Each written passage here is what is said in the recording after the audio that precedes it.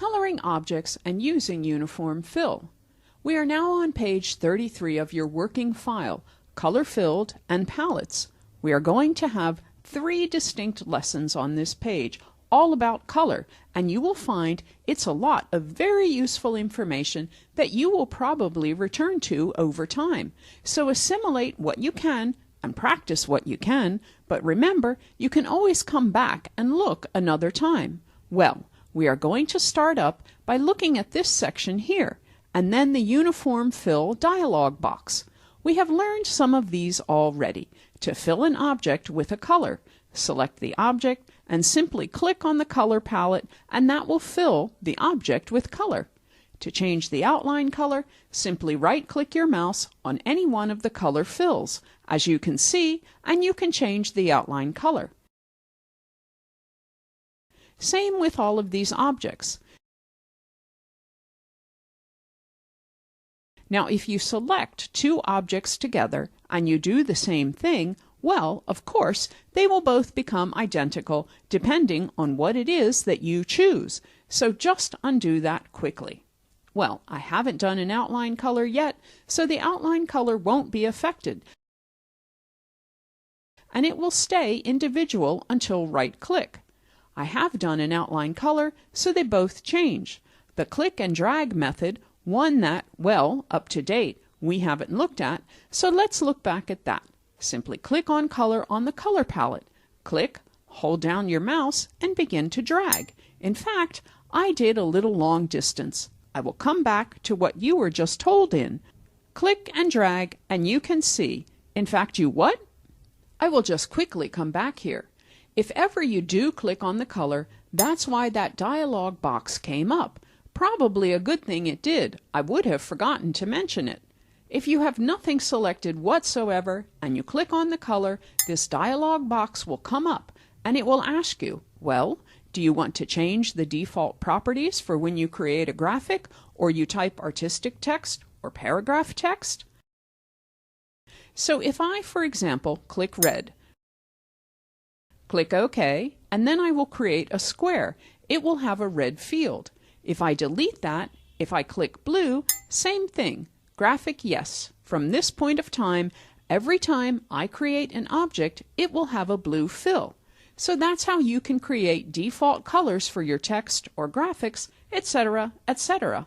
However, back to our click and drag method. If I simply click and drag, as you can see, I am holding a color wheel as I hover over the outside of an object, and I am now over the outline. Now the color wheel becomes hollow, indicating it's an outline. If I release my mouse, well, the outline will become that color. So click and drag, release, and to do a fill, just wait till it becomes a solid on the inside. Release, and release, and that's another way to alter or to tell a little more accuracy. Why would you want to do that?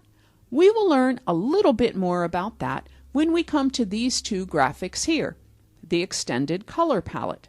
This is tremendous because on our CMYK default color palette, the one you will have when you open up, we have a limited range of colors. Well, we can extend the range of colors by simply clicking on the color or holding your mouse down. For example, on black. If I click and hold, I get an extended palette of black through to darker grays. Again, click here, click, and I get gray through the lighter gray, and so on. What about if I do this with yellow? Click on yellow. This is a really good example because, as you can see, the yellow is my center color, and these are all colors moving away from yellow in a particular direction. So for example, up there is a little bit more green, is it? So it's probably got a little bit of a blue mix or a bit of cyan mixed with yellow. This way we are getting more toward pink, so browns, reds if you like. So it's probably got a little bit of magenta mixed in with it as well. So it's an extended color palette around the center color that you have chosen.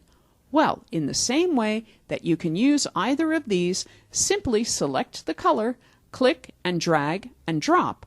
Or if you like, select your object first, extend the palette, so click and hold down, look for the color you want, simply click on it, and of course you can apply or mix up these three methods that you can see here.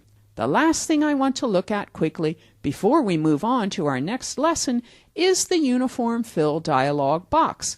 It's another way to extend the color range you can see. Let's select an object, and the Uniform Fill dialog box is Shift plus F11.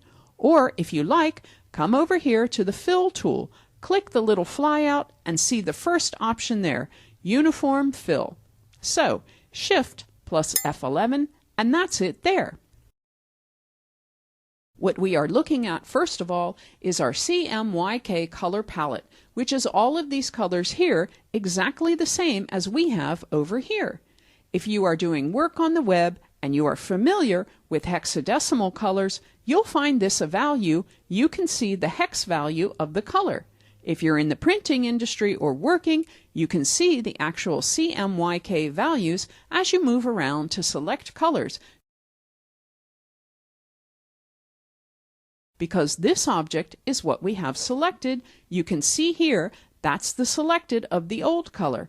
This color here is the new color that I am selecting so that I can preview before I click OK in the side. Yes, that's what I want to use. You will notice that when I leave this dialog box, I have a little eyedropper. If I now click on any color, it will automatically take me to that place on the palette or as near as possible. Can you see that it jumped? I will go back here. I will go back to this palette here because we have a perfect match here in this palette with this color here. I will click here. I have also got a perfect match in the palette. If I click down here, I don't have a perfect match. It takes me over to one of the models where it's a little bit more of a mix. This is what you might call a custom color, and it's not presently in our color palette, but it is a CMYK color. Here I can move this little node around to get whatever color I want, or if I happen to really understand CMYK values, I can actually adjust that manually and it will automatically update. Again, I can still see my before and after color, so from the beginning we have got a number of palettes we can choose from. Drop down. You can go to choose your RGB palette as a number of palettes in here to get to process of palettes and so on. I am not going deal into that right now. We are going to stay with the CMYK palette, but the point is you can open a number of palettes. You can go to the Mixture tab. The Mixture tab gives you the ability to get a further extension on a single color. So again, if I click that color there, that will be the first color, and we can see the extension of that into darker colors. I can increase the range or lower the range if I want to. I can say that I want to pull out a range of colors, or I won't arrange,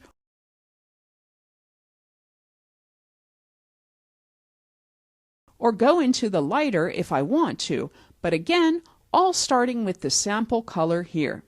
I can change the mixer model that I am using. I am not going to spend a lot of time here. One thing that I do find interesting is the complement option. You'll find the opposites always tend to complement each other, so this is a great way of seeing some complement color. So if I mean this sort of color, yellow-orange, you can see that the orange and the blue complement each other. Quite a common way of, well, opposites generally complement. That's quite a convenient way of figuring out what is the appropriate opposite to a color, okay? And again, finally, over here in the model area, we can really get ourselves into a range and slide the little knot wherever you want the note. Once you are happy with the color, click OK to apply that color, and away you go. So there you go. That's a way of coloring objects, using your palette, moving into an extended color palette range, or select an object first, then Shift F11, and we can go delving a lot further into custom colors and mixes, etc., etc. Okay, why don't you go ahead? Just play with that. Come back, and we are going to have a look at Fountain Fill.